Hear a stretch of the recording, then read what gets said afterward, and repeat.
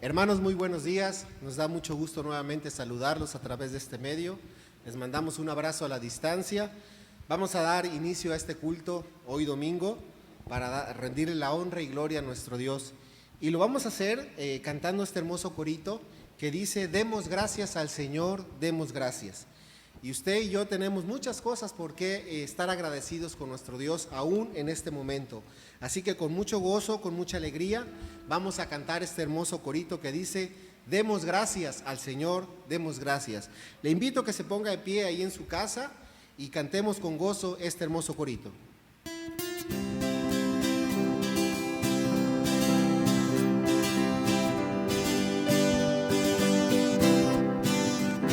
Demos gracias al Señor, demos gracias por su amor. Demos gracias al Señor, demos gracias por su amor. Por las mañanas las aves cantan las alabanzas a Cristo el Salvador. Y tú, mi hermano, ¿por qué no cantas las alabanzas a Cristo el Salvador? Demos gracias al Señor, demos gracias por su amor. Demos gracias al Señor, demos gracias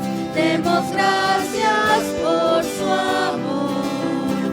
Por las mañanas las aves cantan las alabanzas a Cristo el Salvador. Y tú, mi hermano, ¿por qué no cantas las alabanzas a Cristo el Salvador?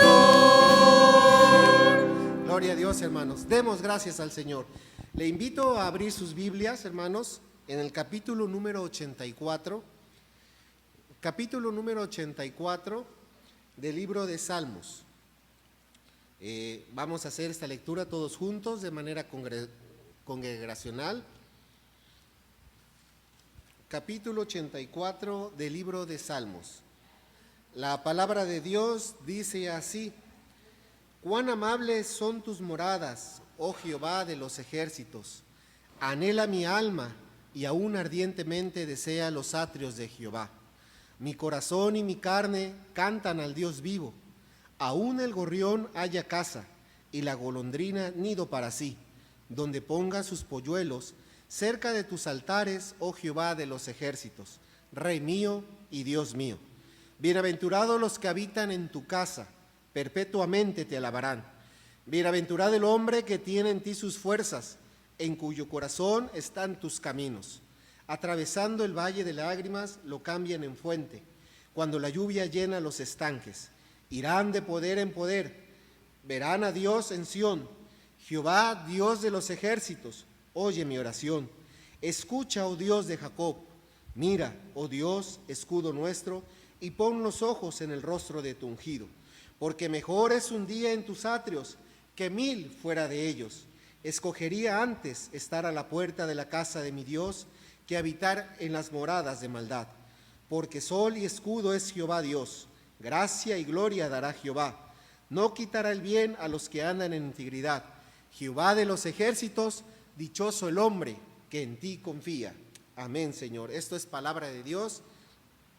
Y vamos, hermanos, ahora a seguir cantando a nuestro Dios con este hermoso himno que se titula Estad por Cristo firmes. Es el himno 401, hermanos. Búsquelo ahí en su himnario, por favor. Cuando lo tenga nuevamente, le invito a que se ponga de pie. Himno 401, Estad por Cristo firmes.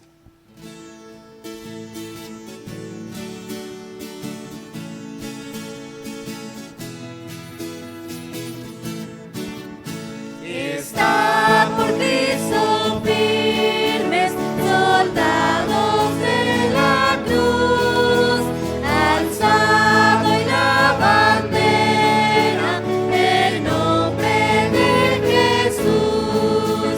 Es vuestra la victoria, por él por capitán, por él sean vencidas las huestes de Satán.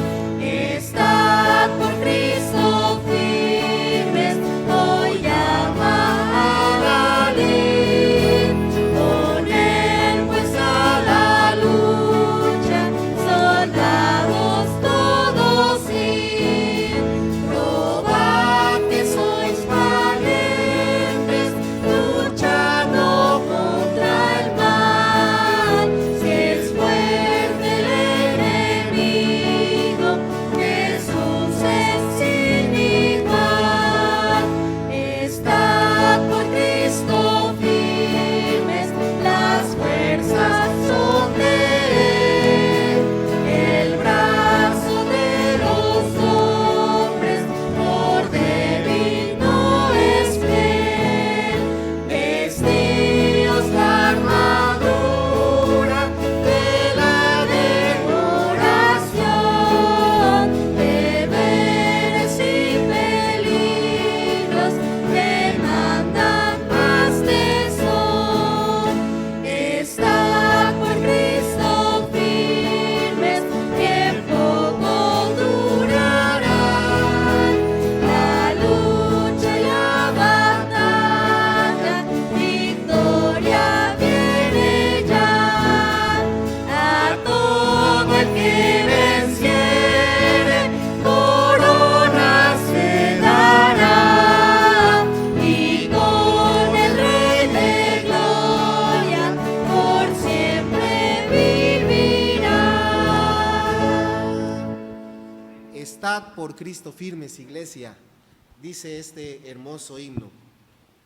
También vamos a seguir cantando y alabando a nuestro Dios con este otro himno que se titula No te dé temor hablar por Cristo, hermanos. Hoy más que nunca nosotros como iglesia debemos de decir lo que Cristo ha hecho por nosotros en nuestras vidas. No debemos de callar, y justamente este himno habla de eso, que no nos debe dar temor hablar de Cristo. Cantemos, hermanos.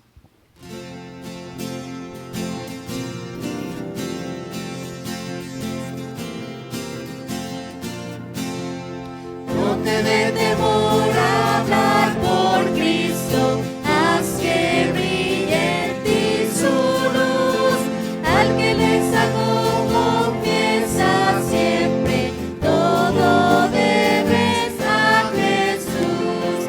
No te dé temor, no te dé temor, nunca, nunca, nunca. Es tu amante Salvador, nunca pues te dé temor. No te dé temor hacer por Cristo cuando de tu parte está. Obra con amor, con fe y constancia tus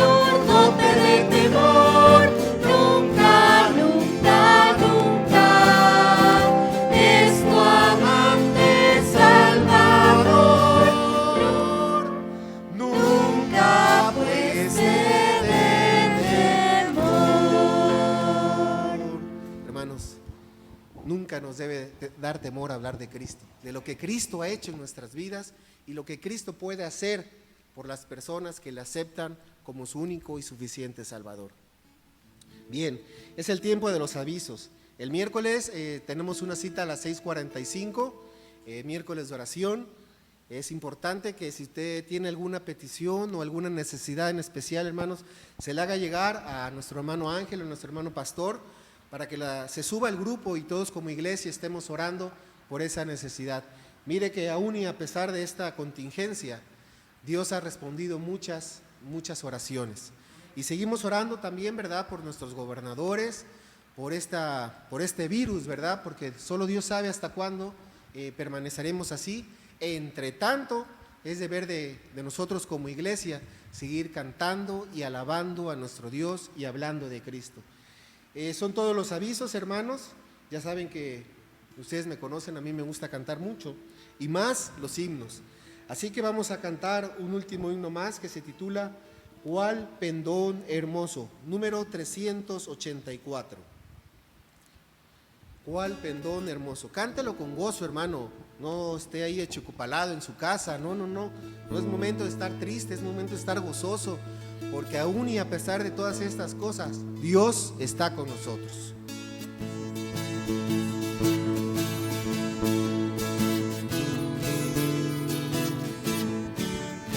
Cuál pendón hermoso despleguemos hoy, la bandera de la cruz, la verdad del evangelio de perdón del soldado de Jesús. Adelante, adelante, en pos de nuestro Salvador, nos da gozo y fe nuestro Rey. Adelante con valor, prediquemos siempre lo que dice Dios de la sangre de Jesús, como limpia del pecado al mortal y le da su plenitud. Adelante, adelante, en pos de nuestro Salvador, nos da gozo y fe nuestro Rey. Adelante con valor, en el mundo proclamemos con fervor esta historia de la cruz. Bendigamos sin cesar al Redentor, quien nos trajo paz y luz. Adelante, adelante, en pos de nuestro Salvador, nos da gozo y fe nuestro Rey. Adelante con valor, en el cielo nuestro cántico será alabanzas a Jesús. Nuestro corazón allí rebosará de amor y gratitud. Fuerte, hermanos. Adelante, adelante, en pos de nuestro Salvador, nos da gozo y fe nuestro Rey. Adelante con valor. Para la gloria de Dios, hermanos, dejo el tiempo al pastor. Muy buenos días, hermanos. Damos gracias a Dios por este momento, por la bendición de estar reunidos todos en familia y con la bendición de Dios. Queremos dar gracias a Dios, pues primeramente como equipo de trabajo que estamos teniendo cada domingo, lo que es la grabación, y pasamos momentos muy agradables, de mucha bendición. Gracias a Dios por cada hermano que se preocupa en estar sirviendo en el área que le toca. Y bueno, vamos a tener el día de hoy la continuación del sermón escatológico que tuvimos la semana pasada. Todos recordaremos que estuvimos viendo primera epístola a los tesalonicenses, específicamente el capítulo 3, 4 y 5, que fueron los que vimos específicamente. Vamos a tener ahora nuestro estudio en segunda epístola a los tesalonicenses, pero ahora en el capítulo 2. y nos estaremos centrando específicamente en lo que Pablo menciona como el advenimiento de nuestro Señor Jesucristo, con el propósito de que podamos nosotros conocer de primera mano cómo se darán cada uno de los eventos que, bueno, en nuestro caso estamos esperando y que seguramente van a ser ahora sí que de mucho conflicto para algunos, pero para nosotros los que creemos en Jesús, de mucha bendición. Vamos a orar y vamos a ponernos en las manos de Dios, porque es muy importante este tiempo de estudio de su palabra. Padre, en el nombre de Jesús queremos darte gracias, ponernos en tus manos, decirte que te amamos, que queremos servirte con el corazón y queremos honrarte, Padre. Bendice nuestras vidas. Gracias, Señor, porque nos amas en cada momento y porque nos das la oportunidad de ser de bendición a otros. Te pido, Padre, porque tú bendigas la vida de mis hermanos, que bendigan ellos también la vida de sus vecinos y de las personas que están cerca de ellos, para que juntos como iglesia podamos honrarte y darte la gloria que solo tú mereces. Padre, te pedimos que este sermón sea de bendición, que tú puedas tocar corazones, tocar vidas y también, Señor, conciencias, que a lo mejor algunas las tenemos apagados o estamos con problemas, Señor, también en algunas áreas de la vida, y que, Señor, todos los que estemos en situaciones difíciles, complicadas, por el diario trabajo, por el diario ir y venir, podamos tener la paz y la tranquilidad de saber que en ti hay esperanza y hay bendición. En el nombre de Cristo nos ponemos en tus manos y te agradecemos por este día. Amén y amén. Bien, hermanos, vamos a tener ahora lo que es el tema, y quise titular el sermón del día de hoy, preparándonos en la verdad, preparándonos en la verdad. Y bueno, quiero decirles que una de las tristes situaciones de la iglesia en la actualidad es que muchos cristianos no conocen, uno, ni historias bíblicas, y dos, ni doctrina fundamental. Lamentablemente ha habido un deterioro en el estudio profundo de las Escrituras, y hoy pues muchos se han dejado llevar por lo que algunos dicen, hablan o mencionan, desde pues éxtasis o momentos que tienen de supuesta espiritualidad, pero que no están fundamentados en la palabra de Dios. Entonces, uno de los graves problemas de la actualidad es que la iglesia, o muchos miembros de la iglesia, no conocen ni la Biblia ni su enseñanza fundamental. Pero también no hay un interés por profundizar en las Escrituras. Miren, hablando personalmente, uno de los conflictos que tenía en el seminario cuando estábamos estudiando la palabra de Dios es que algunos de los compañeros decían que el amor edifica y que el amor es lo que tenía que hacerse, pero que la letra es lo que mataba. Y esto lo atribuían a que si tú conocías o profundizabas más en la Escritura, eso te mataba y te dejaba mal, pero que tenías que amar aunque no tuvieras un conocimiento profundo de Dios. Yo siempre rebatí esta posición, porque creo que el mayor conocimiento que podemos tener de las Escrituras es lo que nos va a llevar a un mayor conocimiento de Dios. Por eso la Biblia dice que esta es la vida eterna, que te conozcan a ti, el único Dios verdadero, y a Jesucristo, a quien tú has enviado. ¿Y cómo vamos a conocer a Dios? Conociendo de su palabra. Si no conocemos la palabra de Dios, no vamos a poder profundizar y conocer a Dios de una manera más especial y más profunda. Pero también una de las cosas que he notado es que se ha multiplicado vivir sin un compromiso con Dios. Y ojo con esto, muchos tienen un compromiso con la iglesia, pero no tienen un compromiso con Dios. Y esa es la triste realidad. No confundamos el compromiso de estar activos en la iglesia con un compromiso con Dios, porque el compromiso con Dios no se da en las actividades de la iglesia, sino se da en el diario vivir. Y es ahí donde muchos estamos fallando en cuanto a nuestra relación con Dios. Dios no quiere un grupo de religiosos, Dios quiere un grupo que sea santo, apartado para Él. Y este era el caso de muchos que vivían en la época de Jesús. Conocían mucho de las Escrituras o mucho de lo que se hablaba en las enseñanzas y la tradición, como Jesús mencionaba, tradición de los ancianos, pero no conocían lo que era el tiempo que estaban viviendo, que era el tiempo de Cristo. Y hoy en la actualidad estamos viviendo algo similar. Muchos conocen la estructura de culto, la forma, todo lo que hay alrededor de todo esto, pero no hemos profundizado y conocido el tiempo en el que estamos viviendo. Y ahí es donde vienen muchos conflictos para las personas. Yo recuerdo que hace 30, 40 años, el que un hermano tomara una cerveza era un pecado capital. Hoy muchos toman cerveza. El que alguien bailara era pues del diablo, y hoy muchos cristianos bailan. Pero independientemente de si se ha relajado lo que es la parte de las costumbres o la forma de ver la vida cotidiana, yo quiero llegar un poco más allá de este punto, de que si el cristiano baila o no baila, que si vive la vida cristiana como Cristo la marca, o en base a la cultura que nos ha tocado vivir, o fuera de esto. Dios nos ha llamado primeramente a vivir alejados de la sociedad en la que vivimos. Es decir, que nuestra vida sea una vida centrada en la palabra de Dios. En la semana estaba escuchando una predicación de Pérez Millos y mencionaba acerca de los puritanos.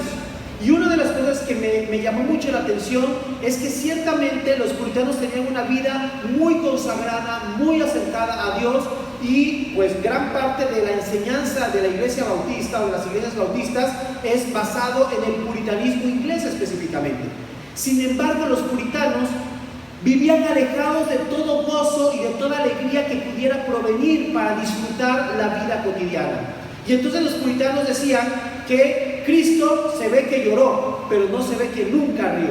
Y bueno, lamentablemente había una mala interpretación de la Escritura, porque hay un pasaje, y bueno, muchos pasajes, en los que Jesús se regocija y dice que levantando sus ojos al cielo, dice: Padre, te alabo, porque estas cosas enseñaste a los niños, porque a ti te plació así hacerlo.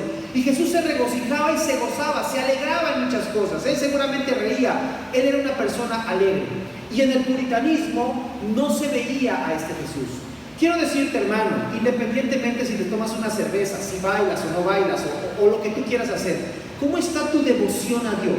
Que esa es la parte que más me interesa, porque uno te va a llevar a lo otro. Independientemente de que tú hagas o dejes de hacer lo que social o cristianamente o cristiana evangélicamente sea correcto, ¿cómo está de acuerdo tu corazón de acuerdo a la voluntad de Dios? Que esa es la parte más importante. Y es ahí donde hoy quiero centrar el sermón, preparándonos para la verdad, no para la estructura eclesial, sino para la verdad que está en Cristo Jesús. Y hoy necesitamos acercarnos más a Dios, vivir una vida de consagración y devoción a Él.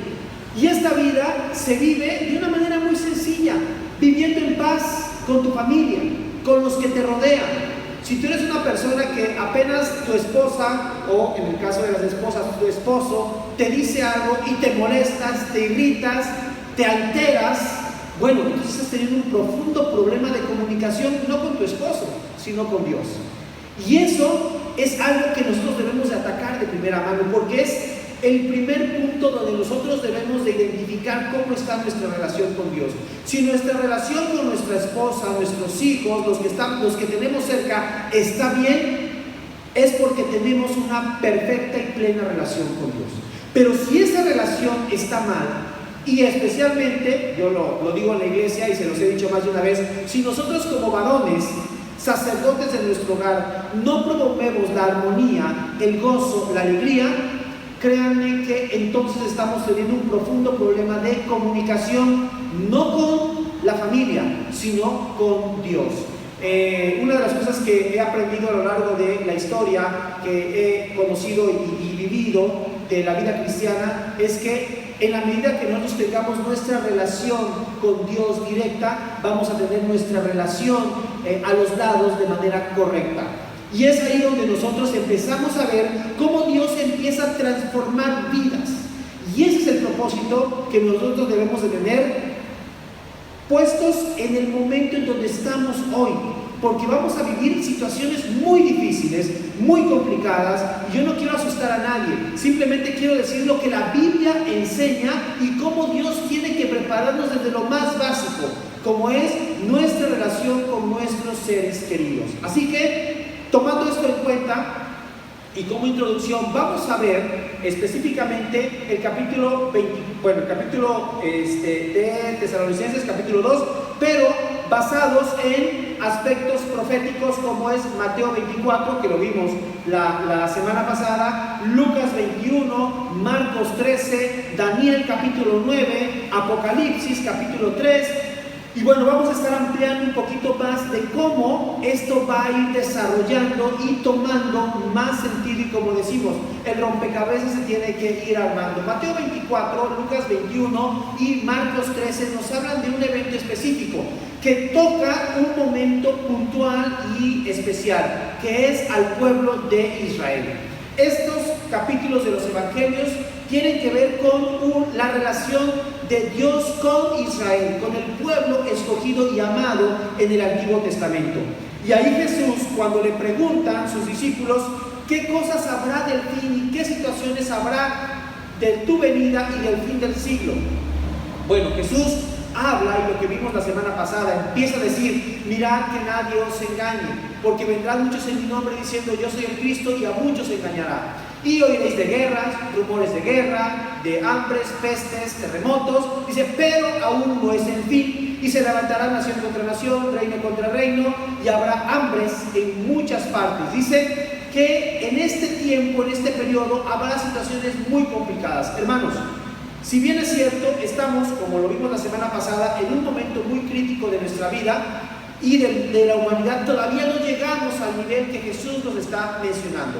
Sin embargo, Pablo ya más específicamente nos habla acerca de un momento puntual y especial que está por suceder, y de lo que nosotros tenemos que prepararnos como iglesia para poder decirlo, comunicarlo, enseñarlo y vivirlo, que eso es lo más importante. Miren, yo recuerdo que en los 80s, más o menos como por el 86, 87, mi maestro de escuela dominical, estábamos en la clase de intermedios, y entonces estaba junto con otro compañero, que no sé si se acuerde de ese momento, y si ve esta predicación a lo mejor podrá recordar.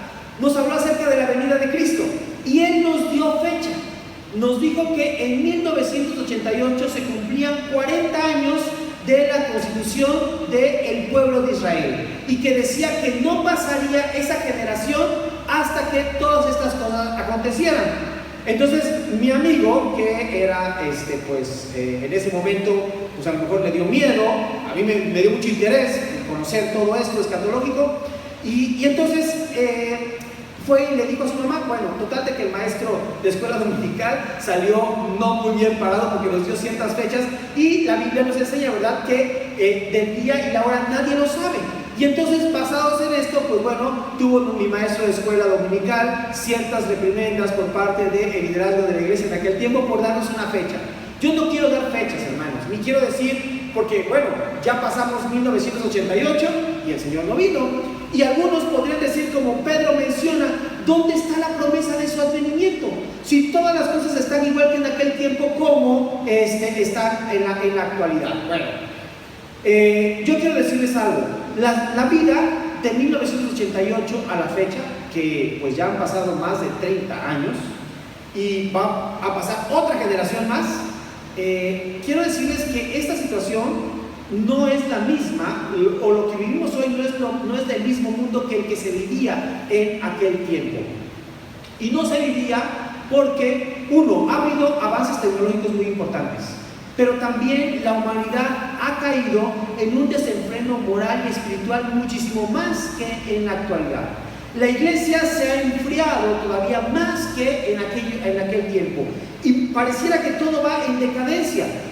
Y ciertamente muchas cosas de las que Jesús mencionó hoy están pasando. Sin embargo, aún no es todo lo que Él prometió que tenía que pasar.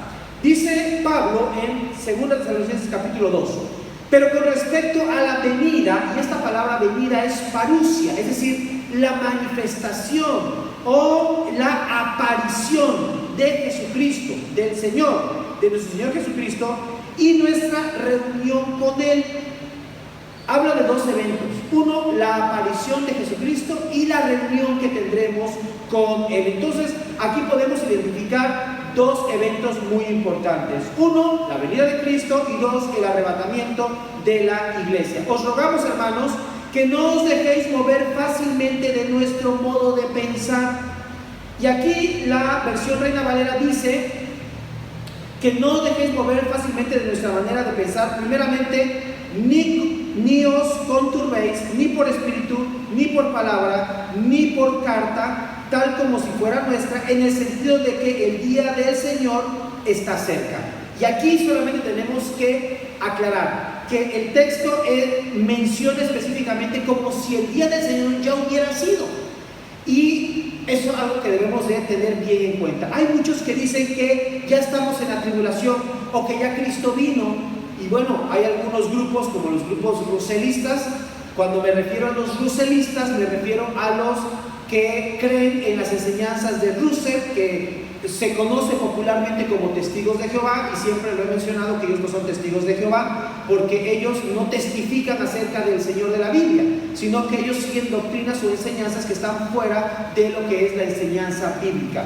Entonces, lo que los russelistas dicen que ya vino Jesús, y algunos dicen que en 1914 y otros decían que bueno, que estábamos ya en el milenio.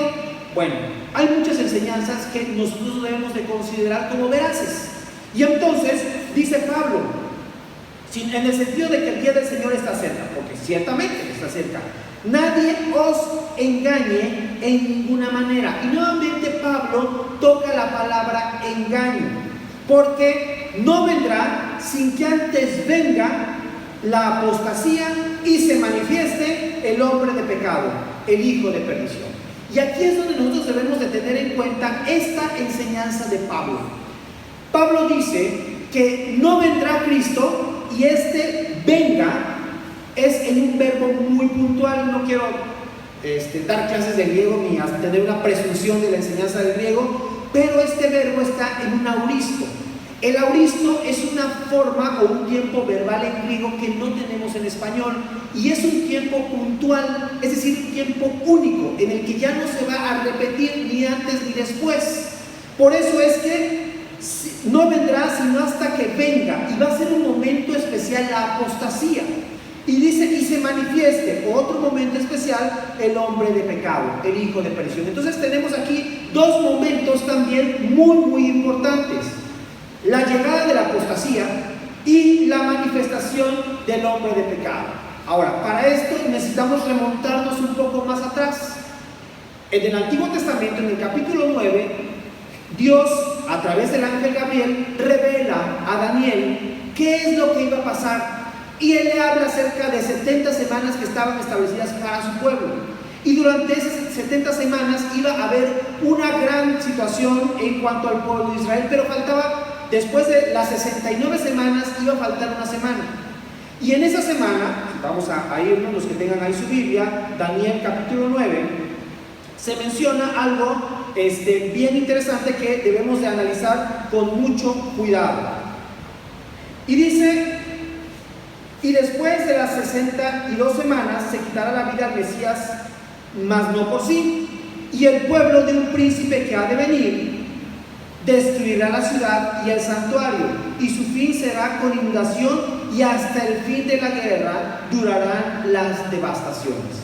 Aquí habla, y Jesús también lo mencionó, de que iba a haber una destrucción. Y esto pasó en el siglo I, cuando Jerusalén fue tomada por los romanos, fue destruida, devastada, y el pueblo llevado a dispersión.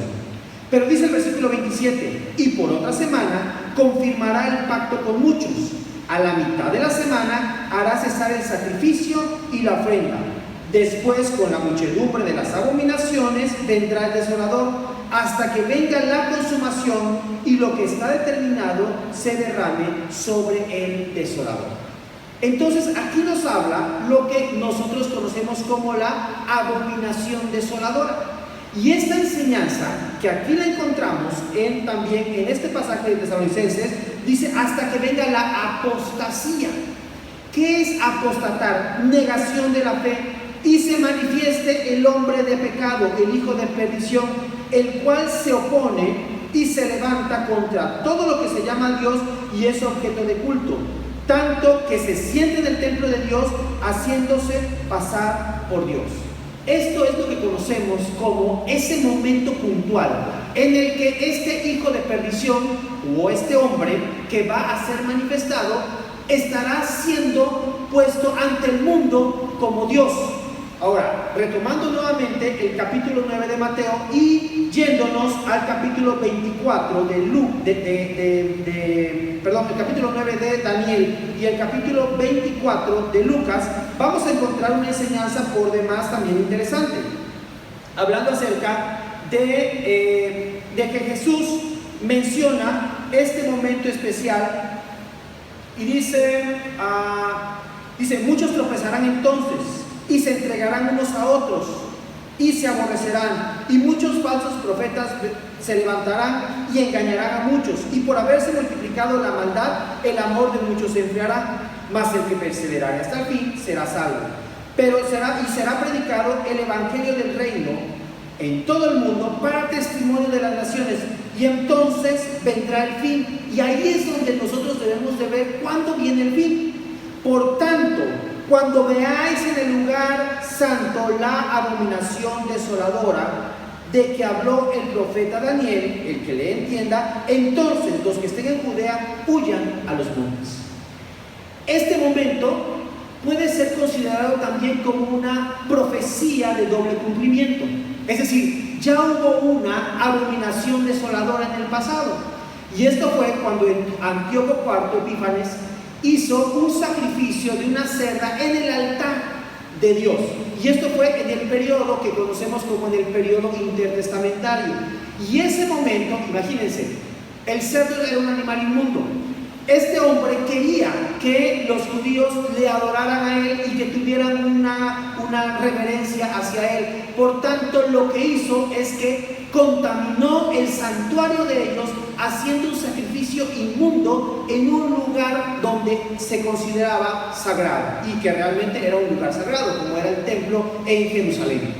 Y ese evento que sucedió en aquel tiempo fue lo que se tenía como una referencia también de la abominación desoladora, de una manifestación impura de alguien en el templo de Dios. Bueno, ya en Tesalonicenses Pablo nos habla específicamente de en qué iba a consistir nuevamente esta abominación desoladora. Y nos habla de que este hombre se sienta en el templo de Dios, haciéndose pasar por Dios y ser objeto de culto. Y esto, si nos vamos ahora a Apocalipsis capítulo 13, habla acerca de que habrá una manifestación espiritual en el futuro, específicamente con alguien que vamos a conocer como una bestia.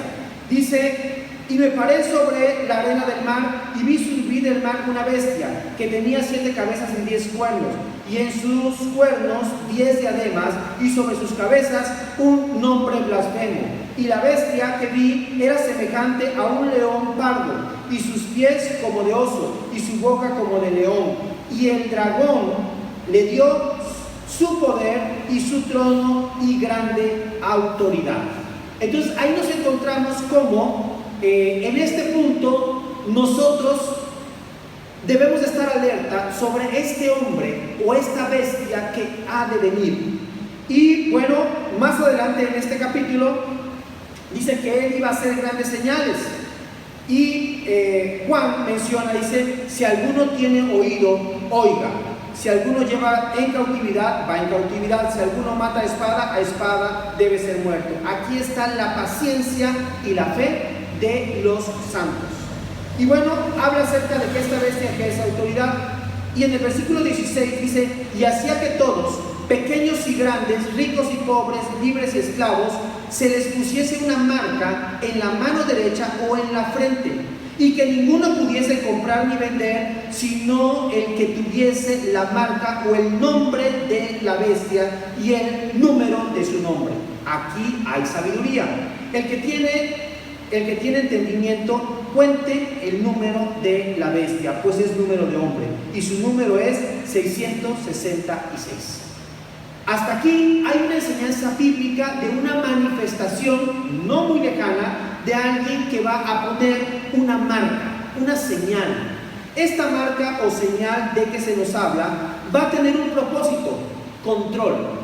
Y hermanos, yo no quiero, como les digo, asustar a nadie, ni mucho menos, pero gran parte de lo que nosotros tenemos hoy es control. Les mencioné la semana pasada, aquí tenemos un chip, no lo tenemos insertado, pero me gustaría saber si a alguien se le olvida su teléfono y va a la mitad del camino en su coche, y si se le olvidó su teléfono celular, ¿qué es lo que regularmente va a hacer? Se regresa a la casa por su teléfono para llevárselo, porque es muy importante para él. Si es alguien que dice, bueno, mi teléfono no tiene tanta importancia, bueno, pues lo dejo. Pero si es una persona que tiene el diario andar de su vida conforme a su teléfono celular, pues quiero decirles que va a estar en graves problemas, porque en este aparatito se puede registrar tu ir y venir todos los días. Aquí se sabe qué hablas, con quién hablas, qué comentas, qué es lo que dices, qué es lo que mencionas, y en este aparatito está identificado todo esto. Ahora, hay algo muy importante que hoy se conoce como la nanotecnología. Y la nanotecnología te habla de una microcélula o un aparato muy, muy pequeño en el que se te puede insertar en la mano. Algunos dirían, bueno, pastor, ahí es donde se equivocó, porque dicen que no se va a insertar en la mano, sino que se va a insertar en el brazo. Bueno, quiero decirte algo. La mano, de acuerdo a la Biblia, implica desde el codo hasta el extremo de la mano. Así que, independientemente que sea aquí o en la parte de aquí del antebrazo, o sea, todo esto correspondía a la mano, de acuerdo a el texto bíblico. Por eso hay una incorrecta interpretación cuando dice que a Jesús le clavaron sus manos. Y ustedes verán que muchos ponen los clavos aquí. Si a Jesús hubieran clavado aquí, entonces pues los huesos hubieran sido rotos de la mano. Pero dice la Biblia que Jesús ni un hueso fue roto. Por tal motivo, ¿en qué lugar no se romperían los huesos? En esta parte de aquí. No recuerdo los nombres de los dos brazos. No quiero que algún médico me oiga y vaya a sacar alguna mala palabra por no saberlo, ¿verdad? Pero en esta parte de aquí es donde Jesús fue clavado. Por eso dice clavado de las manos y de los pies. Entonces la mano implicaba desde el codo hasta la punta de los dedos. Y bueno, algunos mencionan que ya esta tecnología está siendo preparada. ¿Para qué? Bueno, algunos, como les dije, hablan de una vacuna que se tienen que poner y que ahí se va a insertar el chip. Y bueno, muchas cosas que se están diciendo en la actualidad. Hasta aquí quiero dejar lo que la Biblia enseña sobre lo que está por venir. No voy a especular de que quién va a ser, dónde va a ser, cuándo va a ser, porque eso sería especulación. Solamente quiero que tengamos claro la enseñanza bíblica. Y como dice Juan, y como dijo Jesús, y como dijo en este caso Daniel, y Pablo también lo menciona, el que tenga oídos para oír, oiga. Pero ¿a qué quiero yo llegar? Primeramente, a que estemos preparados en la verdad. Y en este punto, hermanos, quiero desarrollar esta siguiente parte del sermón. Y nosotros vamos a ver tres aspectos importantes en los que nos debemos de preparar en la verdad. Y primeramente, en la santificación por el Espíritu y la fe en la verdad. Ahora, ¿cómo nos vamos a santificar por el Espíritu? Permitiendo que la presencia del Espíritu Santo en nuestra vida se haga presente todos los días. Y la fe en la verdad, creyendo lo que Dios dice en su palabra. Crea lo que Jesús dice en su palabra, lo que Dios dice en su palabra, porque esto es verdad. Dice la Escritura, el cielo y la tierra pasarán, pero mis palabras no pasarán. Por tal motivo, todo lo que la Biblia nos enseña, debemos de creerlos como verdad absoluta y que todo tiene que cumplirse al pie de la letra. Y Pablo aquí menciona que fuimos escogidos desde el principio para salvación. Así que, hermano, crea usted que usted ha sido escogido por Dios para salvación, pero créale a Dios. Créale que usted ha sido escogido de una manera solamente por la gracia de Dios, para que usted pueda avanzar y seguir caminando en esta vida que hoy nos ha dado, que es la vida eterna. Crea en Dios y créale a Dios que usted está bajo su cuidado y que Él lo va a librar de cualquier situación, de cualquier adversidad y de cualquier complicación que pudiera haber en su vida. También Pablo menciona que hemos sido llamados mediante el Evangelio de Jesús. Recuerde cuando usted le fue predicado el Evangelio y creyó al Evangelio. Esto es un milagro, porque a muchos les hemos predicado el Evangelio. El Evangelio ha sido predicado en muchos lugares, algunos pasan casa por casa, algunos vía internet, algunos vía redes sociales, algunos vía personalmente, algunos vía amistad y no creen. ¿Por qué? Porque no han querido ni han permitido que les resplandezca la verdad del Evangelio de Jesucristo. Y esa es una responsabilidad que todo hombre va a tener en el día de Jesucristo.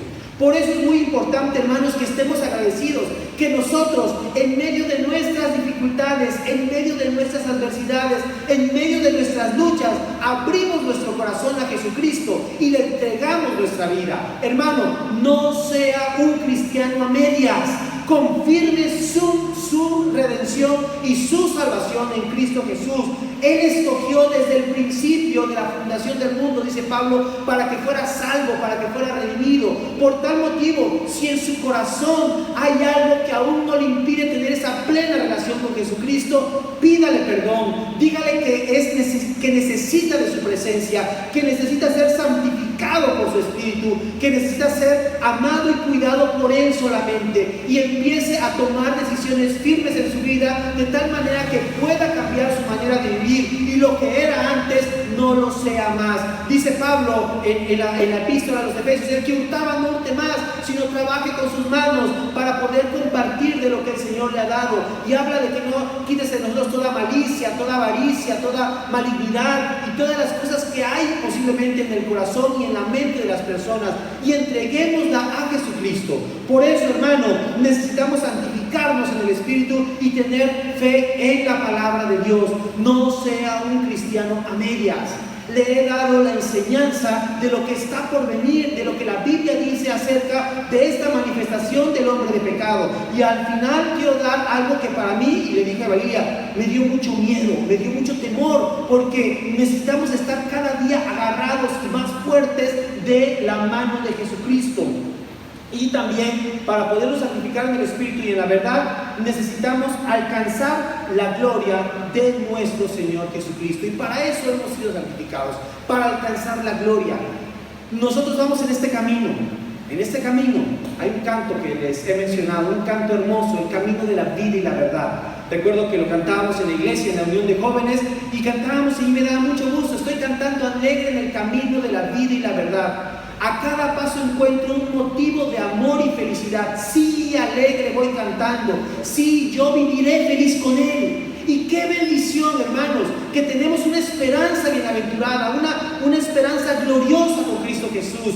No claudique en su andar todos los días con Cristo. Que van a venir situaciones difíciles, sí, y vamos a ver más adelante que las cosas se van a poner cada día peor. Yo no le vengo a dar una esperanza en la tierra, sino se la vengo a dar en el cielo, donde Jesucristo nos llevará por amor y por gracia solamente de Él. Así que en la tierra las cosas irán poniéndose de mal en peor. Sin embargo, en la presencia de Dios podremos tener paz, bendición y seguridad, cosa que el mundo eso lo anhela, pero nosotros ya lo tenemos en Cristo Jesús. Así que, hermanos, primeramente, preparándonos en la verdad, debemos de ser santificados por el Espíritu y en la fe de la verdad. Segundo, estando firmes y reteniendo la doctrina. La firmeza es algo muy importante. El estar firmes implica que no nos movamos. Yo entiendo que hay muchos, ¿verdad? Y ha sido por experiencias, que van de iglesia en iglesia, de pastor en pastor, de congregación en congregación. Yo les voy a decir algo, y lo digo porque siempre lo he dicho. Cuando yo nací en la iglesia bautista Berea aquí y digo nací porque mi madre me presentó a los 40 días de nacido ahí, y fui presentado en la iglesia bautista con todos los horrores que pudiera haber dentro de las iglesias cristianas bautistas de la actualidad. Yo he decidido quedarme en una enseñanza fundamental y doctrinal basada en las Escrituras. Y créanme que les digo, pues aunque a veces he tenido mis mayores descalabros dentro de las iglesias cristianas donde he estado, pero yo no me voy a mover a otro grupo o a otra iglesia o a otra denominación, porque yo sé en dónde Dios me puso. Pero hay personas que no estamos hablando de denominación. Hoy están en la iglesia bautista, al rato están en la iglesia carismática, al rato se fueron con los testigos o roselistas, y al rato se fueron con los de John Smith, y al rato se fueron con sabrá Dios quién. A veces hasta terminan en la brujería, porque son fáciles de mover, son fáciles de irse, que porque ya no me gustó, que porque el hermano Ángel, en lugar de grabarme a mí, grabó al hermano Gabo, y en lugar de decirle al hermano Alejandro, le dijo, y ya me enojé y me voy. Eso no es estar firme, y no es estar firme en la iglesia, es estar firme en Cristo, y es ahí a donde yo voy. Sí es cierto, a veces hay situaciones difíciles en las congregaciones, pero estando en Cristo todas serán solventadas. Hermano, quiero decirte algo, en la iglesia donde Dios te puso, ahí donde Dios te puso, tú debes de permanecer. ¿Que hay situaciones difíciles? Sí las hay. ¿Que va a haber enjuiciamiento de parte de Dios a los líderes religiosos de la iglesia donde tú estés? Es muy probable que sí. Pero ¿sabes qué? Tú mantente firme donde Dios te ha puesto. Tú mantente firme donde Dios te puso para ser de bendición. En este punto, hermanos, necesitamos estar firmes y dice, y retener la doctrina. Cuando hablamos de retener la doctrina, no nos referimos solamente a la doctrina fundamental que les he mencionado, la sistemática, en donde conocemos todas las bases doctrinales que tenemos, sino en la enseñanza clara y oportuna de lo que Dios quiere que nosotros hagamos todos los días para su gloria. Es decir, en la didáscalos, lo que es la enseñanza básica de los apóstoles, o como algunos, un libro, ¿verdad?, que es muy antiguo, que se llama la Didache, o la enseñanza de los apóstoles. En esta enseñanza se nos decía, algunos de los apóstoles lo escribieron en el siglo I con la finalidad de que los cristianos pudieran saber cuáles eran los métodos piadosos que nosotros debíamos de seguir como hijos de Jesucristo. Yo quiero decirles algo. Si quiere leer la Didache, está bien, léala, es un libro interesante y va a ser de bendición a su vida. Pero yo quiero más que usted lea la Didache, lea las epístolas de Pablo. Romanos nos habla acerca de, por lo demás, hermanos, os ruego por las misericordias de Dios que presentéis vuestros cuerpos en sacrificio vivo, santo, agradable a Dios, porque esto es vuestro culto racional. No os conforméis a este siglo, sino transformaos por medio de la renovación de vuestro entendimiento, para que conozcáis cuál sea la buena voluntad de Dios, agradable y perfecta. No seas vencido de lo malo, sino vence con bien el mal. No andes en caminos equivocados. Busca la paz para con todos, con la cual todos buscan el nombre del Señor. Caminemos todos unos a otros, amándonos unos a otros, buscándonos unos a otros. Y en todas las epístolas paulinas, en Santiago, en Judas, en las epístolas de Pedro, se nos habla acerca de cómo debemos de vivir la vida cristiana. Si quieres instrucciones específicas, quieres instrucciones un poquito más rebuscadas, por así llamarlo, o más viendo a la persona, vete a los evangelios y ve cómo Jesús está en la cruz del Calvario. Y en ese momento dice, Padre, perdónalos, porque no saben lo que hacen. Y ahí es donde viene el principio básico de la vida cristiana, el perdón. Porque muchos están en contienda constante en sus familias, en sus iglesias, con los que les rodean, porque no han perdonado. Necesitamos perdonar, necesitamos vivir de acuerdo a lo que Jesucristo quiso que viviéramos. Esa es la doctrina fundamental. Hermanos, si tú quieres saber de escatología, de teología propia, de amartiología, de eclesiología y todas las doctrinas que hay en la teología sistemática, está bien, qué bueno que te interese eso. Pero necesitas profundizar más en la persona de Jesucristo, en lo que Dios quiere que tú hagas todos los días en tu diario vivir, y que seas una mejor persona para Cristo, basado en las Escrituras. Yo sé que para muchos esto es algo que dices, bueno, yo estoy viviendo de acuerdo a lo que me enseñan, pero no es de acuerdo a lo que solamente tu pastor diga o tu líder religioso diga, sino de acuerdo a lo que la Biblia dice. Y ese es el fundamento en el que debemos estar. Por eso, por la palabra necesitamos estar firmes. de manera verbal, a través de consejos o de una guía. Es decir, necesitamos ser enseñados todos los días cómo debemos de presentarnos delante de Dios. Y abro un paréntesis. Miren, no voy a ser comercial, pero esta semana empezamos a tener nuestro discipulado en línea. Y quiero decirles que tengo a 10 mujeres, ningún varón, Y yo sé que hay algunos varones en la iglesia que se desgarran los vestidos cuando una mujer predica. Pero si hay alguien que está interesada en conocer y ser más como Jesucristo, son las hermanas.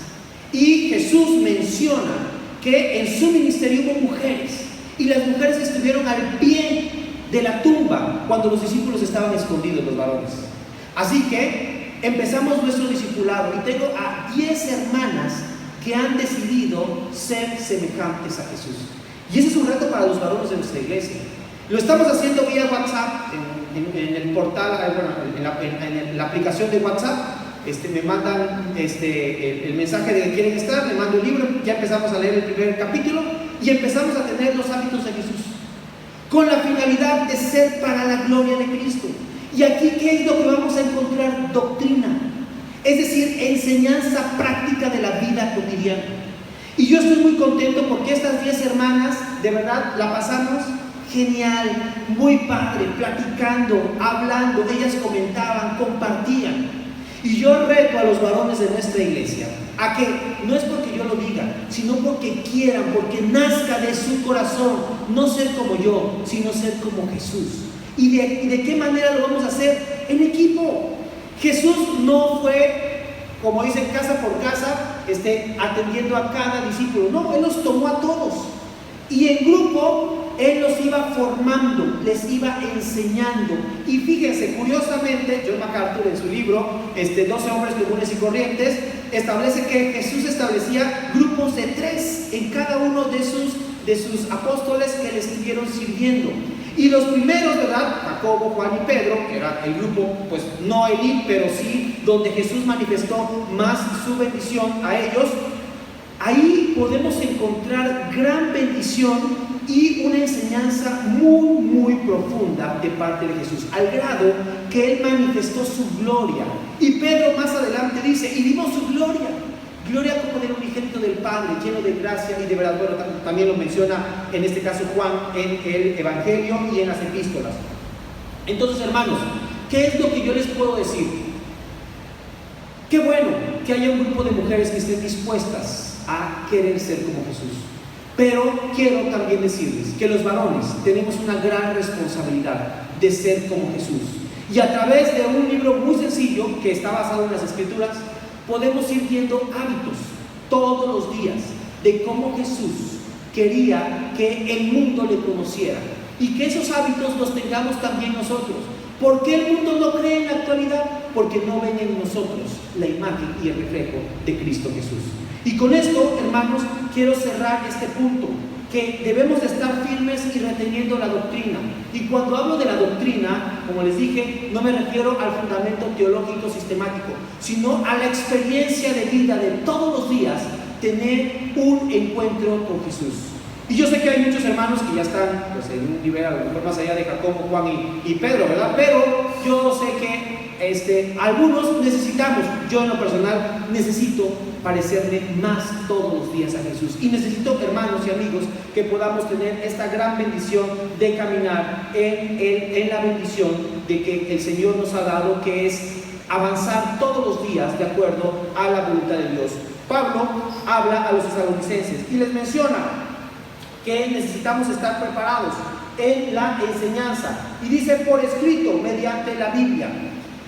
Si tú no tienes el hábito de leer la Biblia, procura buscarlo, procura tenerlo, porque el Señor quiere que tú te prepares más, no en un agrandamiento, ¿verdad?, de tu cabeza teológica, sino en una experiencia de vida todos los días con Cristo, buscando profundizar en la persona de Cristo Jesús. Así que, hermanos, como cristianos tenemos un gran reto, un reto muy importante, en el que solamente la persona de Jesucristo nos puede dar la victoria y la salida en esta situación. Siguiente, para concluir, necesitamos ser conformados en nuestro corazón y confirmados en buenas obras. Pablo en el versículo 17 menciona, dice, y el Dios nuestro Padre conforte vuestros corazones y os confirme en toda buena palabra y obra. ¿Qué es esta parte de conforte vuestros corazones? Muchos en la actualidad están angustiados, temerosos, batallan en su vida porque piensan que esto ya va a ser una catástrofe y se va a venir todo, pues se va a tirar por la borda. Y quiero decirles que en muchos casos va a ser así. Va a haber situaciones muy difíciles y muy complicadas, especialmente para los cristianos, porque va a venir un mayor control y vamos a tener mayores restricciones como cristianos y como hijos de Dios, al grado que en algunos casos ya no va a haber a lo mejor una reunión como las teníamos en la actualidad en muchas cantidades, sino se van a reducir posiblemente en grupos pequeños. Dios quiera que todavía no llegue a nosotros, pero en muchos casos o en muchos lugares va a suceder así. Aquí lo importante, hermanos, es que nosotros debemos de confortar nuestro corazón, sabiendo en que seamos muchos o seamos pocos, la presencia de Dios está con nosotros. En el primer capítulo que vimos esta semana, en el libro Hábitos de Jesús, vimos el aislarnos o el aislamiento. Aislarnos es muy importante porque no es para estar solos, sino para estar en la presencia de Cristo. Si tú estás actualmente aislado, no es para que estés solo lamentándote de que no puedes salir a disfrutar de lo que tú cotidianamente hacías, sino que tienes que estar solo, más bien aislarte con el propósito de estar en una comunión con Cristo, no solo, sino con el Señor. Y el aislamiento es muy importante. Por eso en ese aislamiento Dios tiene que confortar tu corazón y tiene que darte la oportunidad de tener experiencias diferentes en la presencia de Dios. El día de hoy me levanté con una pregunta que me hizo mi hijo mayor, muy interesante, y que honestamente no se la pude responder en el momento, sino que tuve que meditar un poquito más y profundizar un poquito más en ella. Me preguntó: papá, si Dios ya sabía que Judas lo iba a traicionar, ¿por qué lo escogió? Buena pregunta. Porque esta pregunta, dentro de los círculos teológicos, se habla acerca de que si Judas fue escogido o nació para perdición o Dios le dio la libertad de elegir. Miren, en el contexto general de la Biblia, Dios nos da la libertad de elegir. Y una de las respuestas que yo le di a Benito en este caso fue que Dios, en su infinita sabiduría y en su infinita misericordia, ya sabía quién lo iba a entregar. Pero Jesús, en su humanidad, es probable que se haya limitado a conocer quién era. Y él, porque dice, y él los escogió así porque quería o tuvo un tiempo en el que escogió específicamente. Le dije: mira, la Biblia enseña que él se fue al monte a orar y estuvo toda la noche orando. Y después de que estuvo toda la noche orando, seguramente el Padre le reveló quién tenía que escoger. Y dentro de ese grupo, a lo mejor Jesús no lo sabía, pero después, al ir viendo el corazón de Judas, él pudo ir identificando quién era él. Entonces, en este punto, ¿a qué quiero yo llegar? Necesitamos confortar nuestros corazones, hermanos, porque Dios no nos ha escogido para perdición, sino nos ha escogido para salvación. El caso de Judas fue un caso especial. Y Judas, él decidió voluntariamente entregar al Hijo del Hombre. Y Jesús dijo: mas hay de aquel por el cual el Hijo del Hombre sea entregado. Y tocando el punto de Judas, ya después estábamos todos en la mesa y les estaba explicando por qué Judas, porque me preguntaron después, mis otros dos hijos me preguntaron que si Judas se había ido al infierno.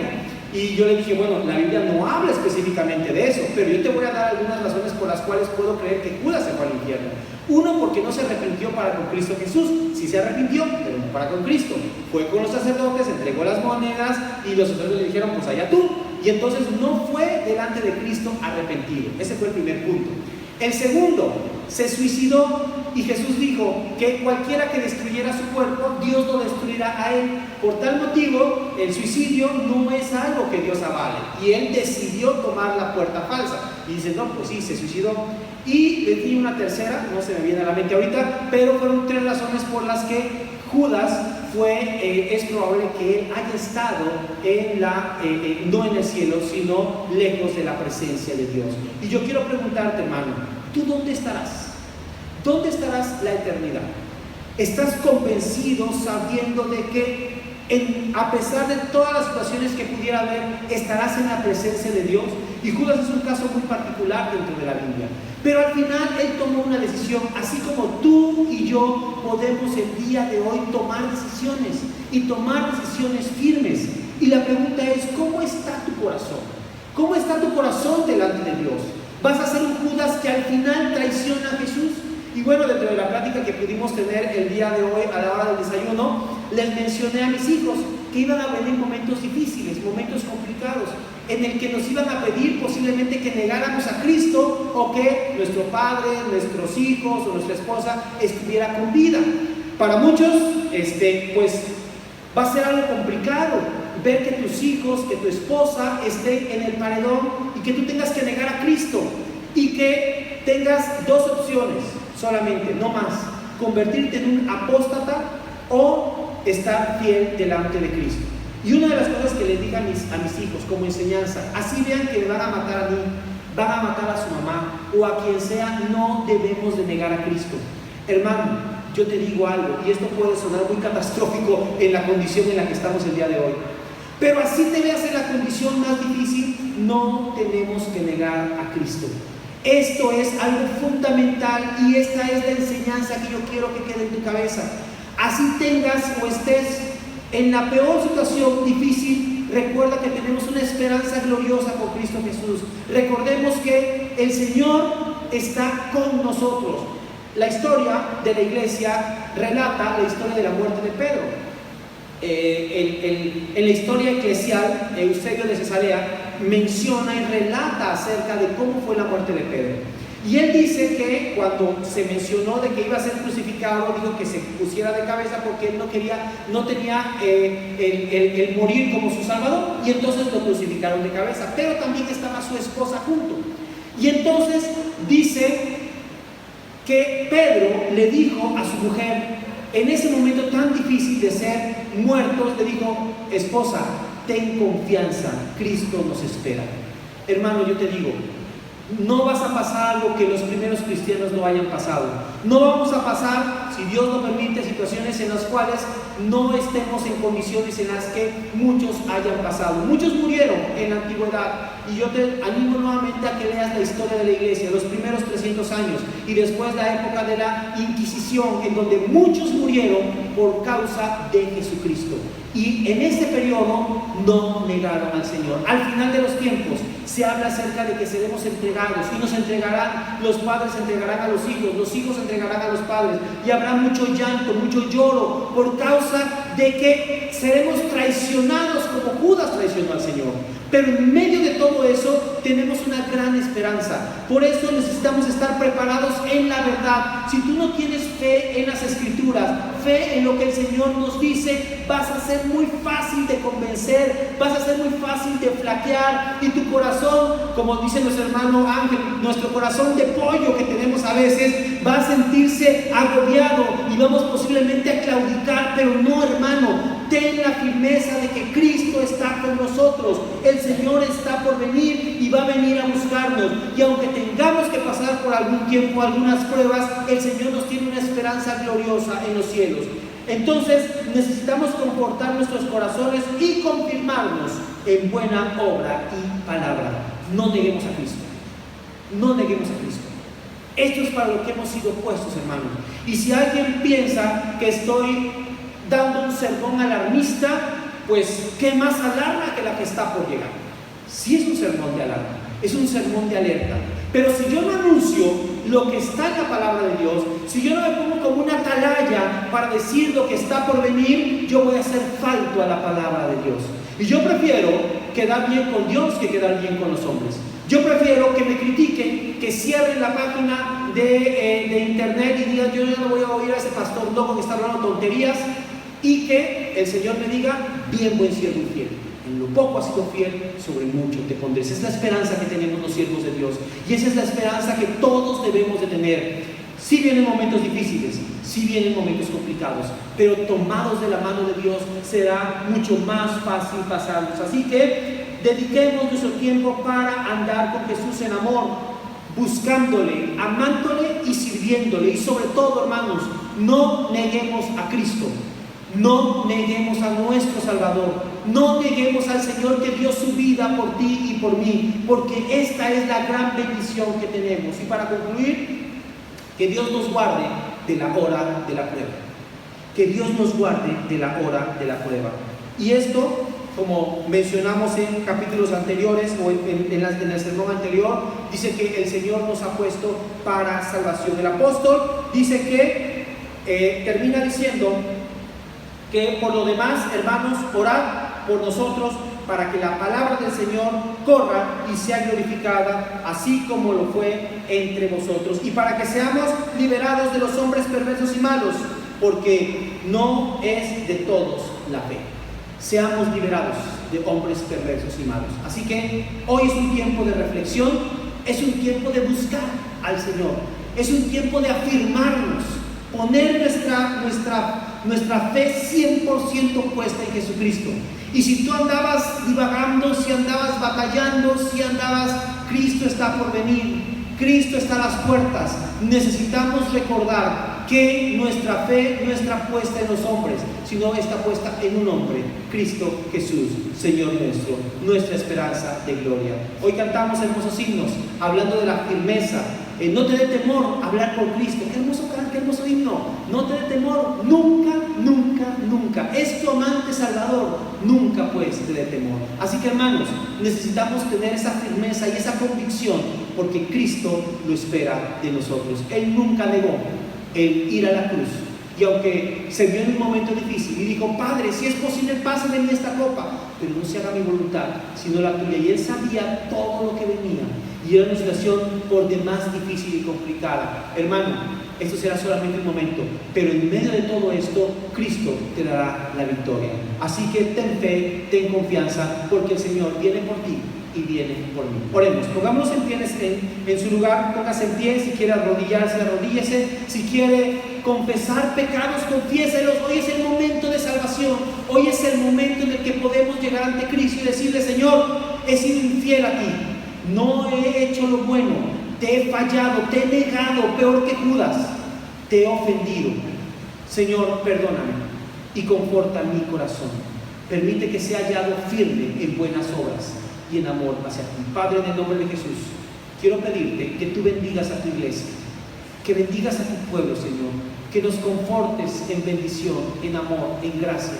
No permitas, Padre, que las situaciones que el mundo vive las vivamos también nosotros en temor, en angustia, en desolación, sino que tengamos nuestra vista puesta en Jesús, puestos los ojos en Jesús, el autor y consumador de nuestra fe.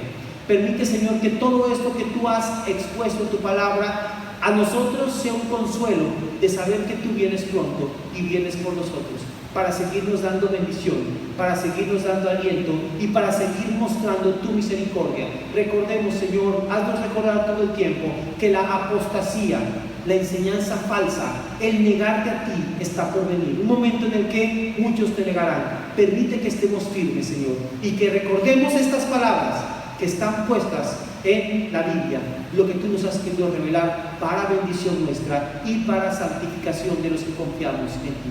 Te alabamos, Padre, te bendecimos.